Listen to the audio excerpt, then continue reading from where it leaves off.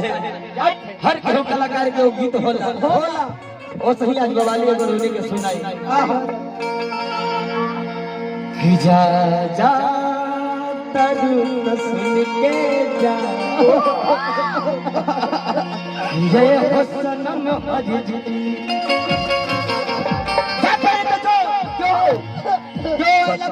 कतनो तू दूरी जइबू ना हरि खत्म होई परेशानी हरि तो हदा जा हरि जखम हमारी याद तो हरि जिए ना हरि खाए ना पिए ना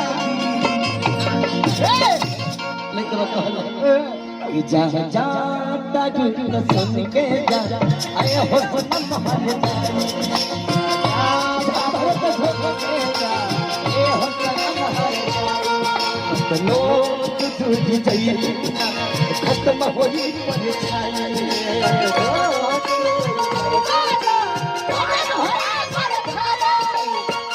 तो हदा तू जा तो हदा तू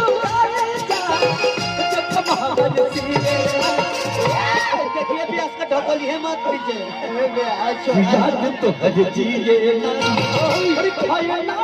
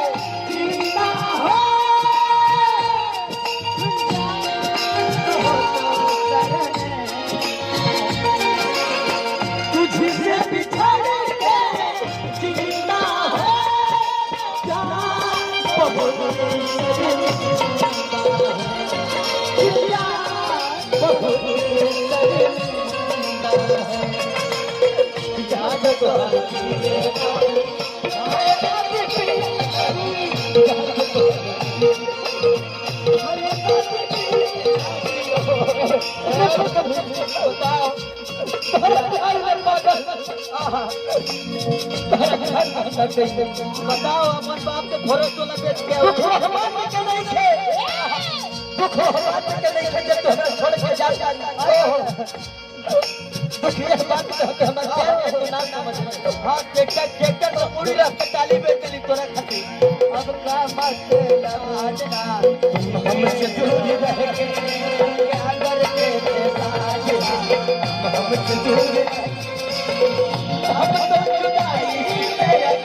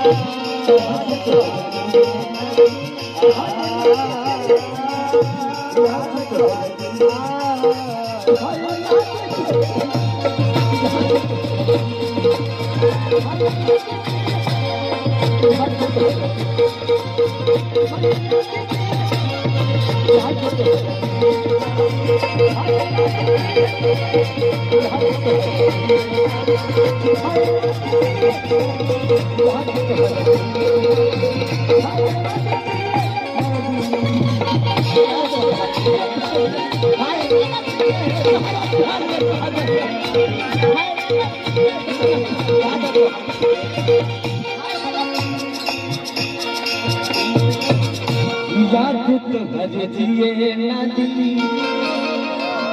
और